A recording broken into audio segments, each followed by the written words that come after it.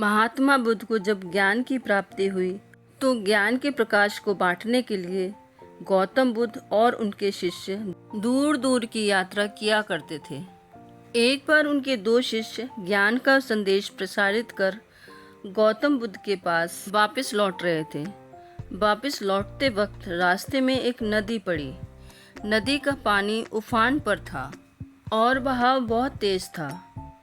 नदी को पार करते वक्त दोनों शिष्यों ने देखा कि उनसे थोड़ी ही दूर पर एक युवती नदी को पार करने का प्रयास कर रही थी। वो अपने आप को संभालने का पूरा प्रयास करते हुए आगे बढ़ रही थी, पर यदि जरा सी भी चूक हो जाती तो बहाव के साथ ही वह बह जाती। दोनों शिष्यों ने उस युवती को देखा। उनमें से एक शिष्य ने कहा, हमारे धर्म में तो स्त्री का विचार भी निषेध है। स्पर्श करके उसे बचाना तो दूर की बात है।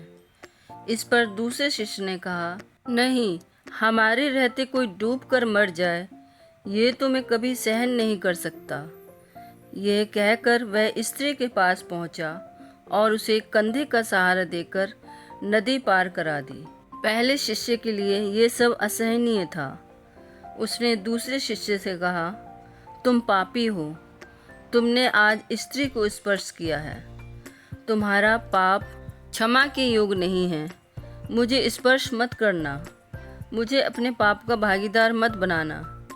रास्ते भर वो शिष्य दूसरे शिष्य को कोसता रहा जिसने उस स्त्री की जान बचाई थी। जैसे ही दोनों भिक्षुक गौतम बुद्ध के पास पहुँचे, उसने सारी घटना एक ही सांस में गौतम बुद्ध को कह सुनाई। गुरुदेव, मैंने तो बहुत तेरा रोका, पर ये तो माना ही नहीं। इसने तो आज बहुत भयंकर पाप किया है। तथागत गौतम बुद्ध ये सुनकर मुस्कुराने लगे और शिष्य से पूछा, पहले मुझे ये बताओ कि उस स्त्री को बाहर निकालने में कितना वक्त लगा था। तथागत, कुछ ही क्षणों में उस स्त्री को बाहर निकाल लिया गया था। अच्छा, अब तो मुझे ये बताओ कि तुम्हें उस नदी से यहाँ पहुँचने में कितना वक्त लगा होगा। गुरुदेव, वो नदी तो यहाँ से बहुत दूर है। एक पहर लग गया है हमें वहाँ से यहाँ पहुँचने में। इस पर बुद्ध ने कहा, भले आदमी, इस बेचारे ने तो उस स्त्री को केवल कुछ ही क्षणों के लिए कंधे का सहारा दिया था, पर तू तो उसे एक पहर से अपने मन में ढो रहा है। उसने तो स्त्री की रक्षा करके अपने धर्म का ही पालन किया है। अब तू ही मुझे बता, दोनों में से बड़ा पापी कौन है। बेचारा भिक्षुक निरुत्तर हो गया। उसने गौतम बुद्ध से और उस भिक्षु से क्षमा मांगी। तो दोस्तों, सही और गलत क्या है, ये सिर्फ हमारा दिल जानता है।